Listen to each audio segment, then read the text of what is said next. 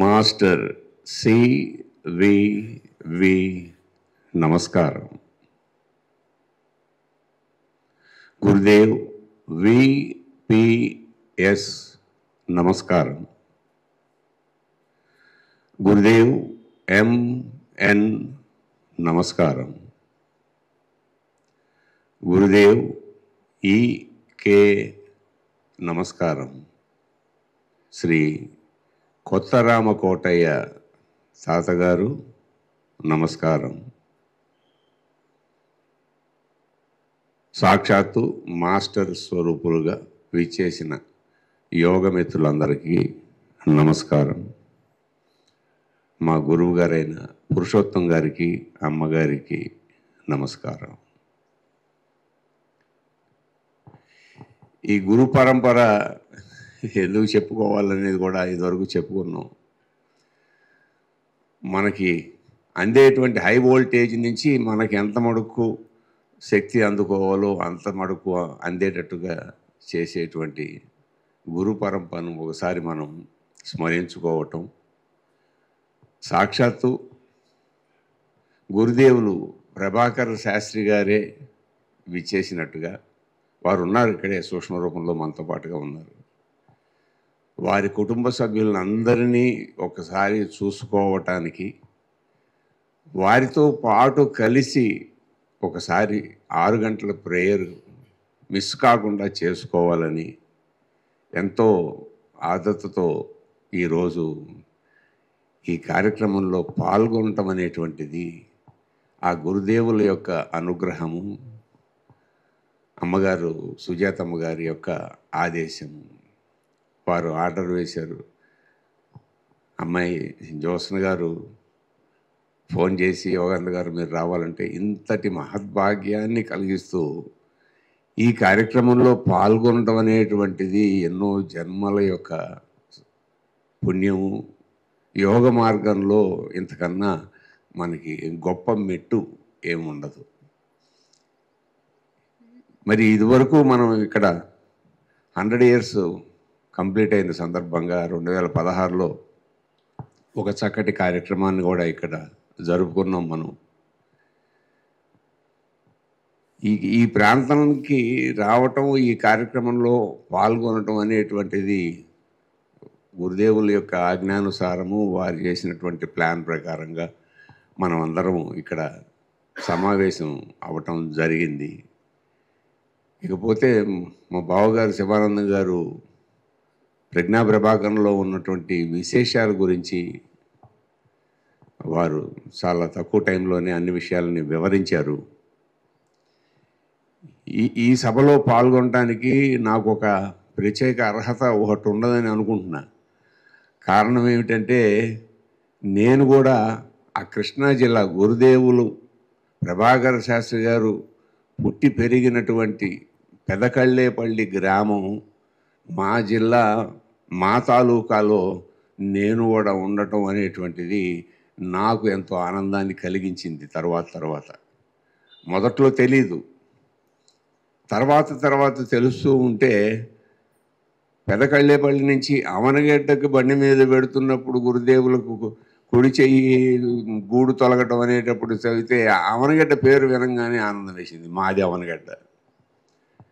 వారు అవనగడ్డకు విచ్చేశారు. మా నాన్నగారికి ఈ యోగ మార్గంలో ప్రవేశం పెద్దగా లేకపోయినా మాస్టర్ సివివి అనేది మటుకు తెలుసు వారికి. మరి ఇది ఎక్కడి నుంచి ఎలా కనెక్ట్ అయిందో తెలీదు. నన్ను తీసుకొచ్చి ఈ యోగ మార్గంలో పెట్టారు. మరి ఇది ఎలా సాగుతోంది అనేటువంటిది కూడా తెలియకుండా జరుగుతున్నటువంటి పని. ముఖ్యంగా నాకు కూడా అంతటి నాలెడ్జ్ కానీ అనుభవం కానీ లేకపోయినా కూడా తీసుకొచ్చి కూర్చోబెట్టి, అరే నాయనా నువ్వు ఈ పనులు చేయాలి, ఇలా చేయాలి అని తీర్చిదిద్దుతూ నన్ను నడిపిస్తున్నట్టుగా అనుక్షణము నాకు అనుభూతిగా ఉంటుంది. చేయి పెట్టుకుని నడిపిస్తున్నట్టుగానే ఉంటుంది. మరి యోగ మార్గంలో ఉన్న పెద్దలందరితోటి పరిచయం జరిగింది. కుంభకోణంలో కూడా కార్యక్రమాల్లో పాల్గొనడం జరుగుతోంది. ఇదంతా ఏమిటంటే అది వారు నడిపిస్తున్నది వారికి తెలియాలి. అది నేను నిమిత్త మాత్రుడుగా ఈ కార్యక్రమాల్లో పాల్గొంటూ చేసుకుంటూ వస్తున్నటువంటి సేవా కార్యక్రమం తప్ప అంతకు మించి ఏమీ లేదు. పోతే ఈ 137వ జయంతి సందర్భంగా మనం గురుదేవుల్ని తలుచుకోవటం, వారి యొక్క శక్తి సామర్థ్యాల గురించి మనందరికీ తెలిసినా కూడా మరి ఒక్కసారి నెమరు వేసుకోవటం అనేటువంటిది ఎంతో ఆనందాన్ని, శక్తిని ఇస్తుంది, మనలో ఎంతో ఉత్సాహాన్ని నింపుతుంది. అందుకని కొన్ని విషయాలు మనం ముచ్చరించుకొని నాకు ఇచ్చిన టైం ప్రకారంగా నేను ఆ కార్యక్రమాన్ని పూర్తి చేసుకుంటాను. మరి 137 సంవత్సరాలు గడిచిన యోగ మార్గంలోకి వచ్చిన తర్వాత మరి 1916 నుంచి కూడా గురుదేవులు వారి శక్తిని అందరికీ పంచుతూ మాస్టర్ సివివి యోగ మార్గంలోకి అనేక మందిని ప్రవేశపెట్టి వారి ద్వారా ఈ మార్గాన్ని మానవాళికి అందించినటువంటి మహానుభావులలో ముఖ్యంగా మన ఆంధ్ర, తెలంగాణ, మద్రాసు అంటే ఇవన్నీ కలిపి పూర్వం ఒక మద్రాసు రాష్ట్రంగానే ఉండేది. మరి అక్కడ మనకి ఆ కుంభకోణం నుంచి ఇక్కడ దాకా ఈ మార్గాన్ని తీసుకొచ్చి మానవాళికి అందించినటువంటి మహానుభావులలో గురుదేవులు ప్రభాకర్ శాస్త్రి గారు అగ్రగణ్యులు. వారిని ఈ సందర్భంగా మనం స్మరించుకుంటూ వారి శక్తిని మనం ఒక్కసారి తెలుసుకుంటూ ముందుకు వెళ్ళటం ఆనందాన్ని ఇస్తుంది. వారి గురుదేవులైనటువంటి చిన్నతనంలో అద్దేపల్లి సోమనాథ శాస్త్రి గారి దగ్గర చదువుకున్న రోజుల్లోనే పతంజలి యోగ సూత్రాల గురించి తెలుసుకోవటం, యోగం అంటే ఏమిటో అనేటువంటిది వారిలో ప్రవేశించటం దగ్గర నుంచి మొదలై ఇది అంచెలంచెలుగా పెరుగుతూ ఇందాక వారు వివరించినట్టుగా ఒక అనారోగ్యం కారణంగా, అంటే వారు ఎంతటి శక్తివంతులు, వారు ఎన్ని జన్మల నుంచి ఈ యోగ మార్గంలో ఉన్నారు. మన కొత్తరామకోటయ్య తాతగారితో అనేక మాటలు అనడం కూడా జరిగింది. నువ్వు నేను కలిసే అనేక జన్మల నుంచి పనిచేస్తూ ఉన్నాము, ఇక ముందు కూడా పనిచేస్తూ ఉంటాము అని చెప్పారు. మరి అలా పనిచేసినటువంటి మహానుభావులకి అనారోగ్యం ఏమిటి అంటే అది ఒక సాకు. ఎవరితో ఏ జన్మలోనో వారు తీసుకున్నారు. కర్మ అనేటువంటిది అనుభవిస్తే కానీ పోదు. మనం చాలా తేలికగా కనిపించిన పెద్దలందరికీ కాళ్ళకి నమస్కారాలు పెట్టేస్తూ ఉంటాం. మన నమస్కారం పెట్టడంలో ఉండేటువంటి ఉద్దేశం ఏంటి? మన కర్మలందరినీ వాళ్ళ పాదాల దగ్గర వదిలిపెట్టి వారి యొక్క ఆశీర్వచనాలను మనం తీసుకుంటున్నాం. అలా వారు ఎప్పటిది ఎక్కడిది ఎవరిదో వారు అనుభవిస్తూ వారు అనుభవం ద్వారా అవతల వాళ్ళకి తొలగిస్తూ ఇక్కడికి తీసుకొచ్చినటువంటి ఈ యోగ మార్గంలో వారు ఎంతో చక్కగా దీన్ని ముందుకి తీసుకువచ్చారు. ఆ రకమైనటువంటి స్థితి నుంచి ఆ అనారోగ్యం కారణంగా గురుదేవుల దగ్గరికి, మాస్టర్ సివివి దగ్గరికి చేరటం, అక్కడ నుంచి ఈ యోగాన్ని అంచెలంచెలుగా అనేక మందికి పంచటం, ఆ శక్తి యొక్క ఉన్నత స్థితిని అందరికీ అర్థమయ్యేటట్టు చేశారు. మరి ఆ రకంగా చేయటంలో వారు చేసినటువంటి కార్యక్రమాల్లో ఉదాహరణకు మనం కొన్ని చెప్పుకుందాం. ఇదే యోగ మార్గంలో ఉన్నటువంటి అనేక మందిలో కొన్ని అనుమానాలు, కొన్ని ప్రాబ్లమ్స్ ఉన్నటువంటి వాళ్ళ దగ్గర ఈ శక్తి ఎలా పనిచేసింది అనేటువంటిది, అంటే ఆ రోజుల్లో మాస్టర్ అందించినటువంటి కోర్సులు చేసేటువంటి వారిలో ఒక ఉన్నతమైనటువంటి ఆలోచన వారికి ఉంది. మేము యోగ మార్గంలో ఒక గొప్ప స్థితిలో ఉన్నాము అనేటువంటి స్థితి. అటువంటి వారిలో మన సినిమా యాక్టర్ చంద్రమోహన్ గారి మామగారు అయినటువంటి డాక్టర్ వారు గాలి బాలసుందరం గారు మద్రాసులో ఉంటూ వారు యోగ సాధన చేస్తూ ఒక ముందు మెట్టులో ఉన్నానని వారు ఉన్నటువంటి స్థితిలో వారి భార్యకే అనారోగ్యం చేకూరితే వారు ఏం చేయాలో తోచని పరిస్థితుల్లో ఆఖరి క్షణాలలో ఉన్నది అనేటువంటి స్థితిలో వారి మనస్సులో ఒక్కసారిగా మెదిలినటువంటి ఆలోచనతో వెంటనే గురుదేవులు ప్రభాకర్ శాస్త్రి గారికి ఒక టెలిగ్రామ్ ఇచ్చారు. నా భార్య బాలేదు, మీరేం చేయమంటారో చెప్పండి అని. గురుదేవులు సింపుల్గా give her A coffee, she will be all right అని ఒక చిన్న రిప్లై మెసేజ్ ఇచ్చారు. ఆవిడ కాఫీ తాగలేని పరిస్థితుల్లో, నోరు కూడా గట్టిగా బిగుసుకుపోయిన స్థితిలో ఉన్నప్పుడు నెమ్మదిగా నోరు తెరిచి ఒక చెంచాతో ఒక కాఫీ ఒక చెంచాడు పోయంగానే ఆవిడంతటా ఆవిడ కొంచెం నోరు తెరిచి లేచి కూర్చుని నెమ్మదిగా కాఫీ తాగి ఏమిటి జరిగింది, ఇంతమంది ఉన్నారు ఏమిటి అని ఏమీ తెలియనట్టుగా ఆవిడ లేచి కూర్చోవటం జరిగింది. అంటే మాస్టర్ అందిస్తున్నటువంటి ఆ మహత్తరమైనటువంటి ప్రాణశక్తి ఎంత అద్భుతమైనది, అది వారిలో ఎలా పనిచేస్తోంది, అది చక్కగా అందరికీ ఎలా పంచబడుతోంది అనేటువంటివి ఇటువంటి ఉదాహరణలు అనేకము వారు చేసి ఉన్నారు. ఇంకొక ఉదాహరణ చెప్పుకుందాం. సాక్షాత్తు ఎవరైతే వారికి లెటర్ ఇచ్చి మాస్టర్ సివివి దగ్గరికి పంపించారో శ్రీ పోతరాజు నరసింహం గారు, వారు పెద్దవారు అయిన తర్వాత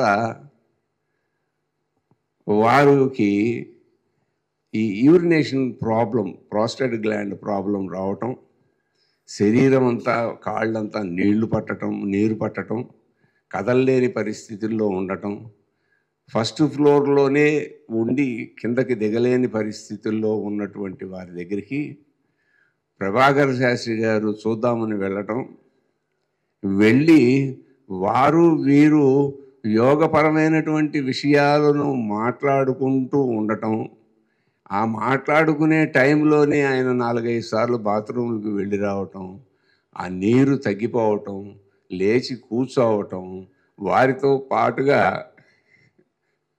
మెట్లు దిగి కిందకు వచ్చి భోజనం చేయటం అనేది అది కొన్ని గంటల్లో జరిగిపోయింది. అంటే మనం ఏ రకమైన యోగ సాధనలో ఉన్నాం,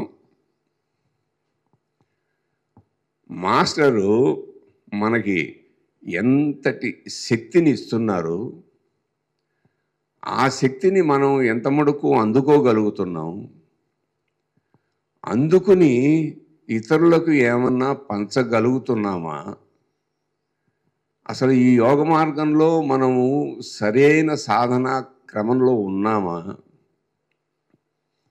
ఇది అనారోగ్యాలు పోగొట్టడానికి అనేది ఒక్క చిన్న ఏడ్చే పిల్లాడికి చాక్లెట్ ఇచ్చేటువంటి ఒక చిన్న అయినటువంటి డెవలప్మెంట్ అది.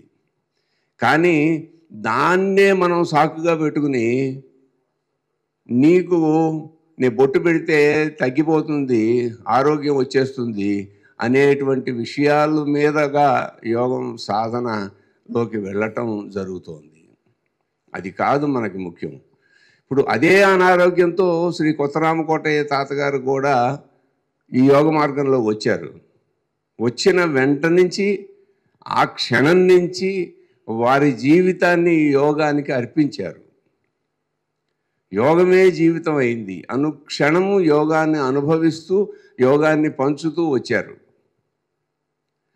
మనం చెయ్యాల్సింది, సాధించాల్సింది, ఎదగాల్సింది వారు కోరుకున్నది కూడా అదే. గురుదేవులు ప్రభాకర్ శాస్త్రి గారు కోరుకున్నా, కొత్తరామకోటయ్య తాతగారు కోరుకున్నా, సాక్షాత్తు మాస్టర్ సివివి కోరుకున్నా కూడా ఏం కోరుకున్నారు? పరబ్రహ్మ స్వరూపులుగా తీర్చిదిద్దబడాలి.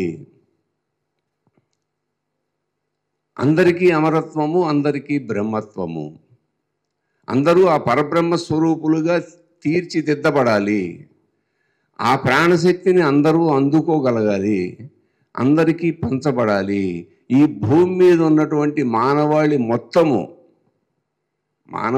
మొత్తము ఏ రకమైన తేడాలు లేకుండా, దేశము కానీ, రాష్ట్రం కానీ, భాష కానీ, ఏ రకమైనటువంటి వ్యవహారాలకి తేడా లేకుండా విశ్వవ్యాప్తంగా ఉన్నటువంటి మానవాళి మొత్తము అభివృద్ధి చెందాలి, ఈ భూమండలాన్ని స్వర్గసీమగా తీర్చిదిద్దాలి అనేటువంటి ఒక సత్సంకల్పంతో ఈ యోగ మార్గాన్ని ఒక నూతనమైన పద్ధతిలో మనకందరికీ అందించినటువంటి ఈ యోగ మార్గాన్ని మనం సాధన చేసుకుంటూ ఉండటం అనేటువంటిది ఎన్ని జన్మల పుణ్యమో అది మనకి తెలియనటువంటి విషయం. మనం ఒక పావుగా ఇక్కడ మనం పనిచేస్తున్నాం అంతే. ఒక ఇన్స్ట్రుమెంట్ మాస్టర్కి, తాతగారు అన్నట్టుగా ఏ పూచిక పుల్ల చేతిలో ఉన్నా మాస్టర్ చేతిలో అది పనిచేస్తుంది అన్నట్టు, మనము పూచిక పుల్ల లాంటి వాళ్ళం. చేయించేదంతా వారి యొక్క శక్తే నడుస్తోంది. ఆ శక్తిని మనమందరం చక్కగా అందిపుచ్చుకుని ఇవాళ ఎంతో హాయిగా చక్కగా శరీరం అంతా ఆ ప్రాణశక్తితో నింపుకుని ఒక ఆనందమయ స్వరూపులుగా జీవిస్తూ ఆ ఆనందాన్ని 10 మందికి పంచటానికి ఇక్కడి నుంచి మనం మళ్ళా మన గ్రామాలకి, మన ఊళ్ళకి వెళ్ళిన తర్వాత ఆ ఆనందం ఎంత గొప్పగా ఉంటుందో అందరికీ మనం పంచుకుంటూ ఈ ఆనందంలో మన జీవితాన్ని గడుపుకుంటూ యోగ మార్గంలో నడుపుకుంటూ ఆనందమయ జీవనం గడపాలని ప్రార్థిస్తూ ఈ అవకాశం ఇచ్చినటువంటి పెద్దలకు చాలా చాలా ధన్యవాదాలు తెలియజేసుకుంటూ విరమిస్తున్నాను.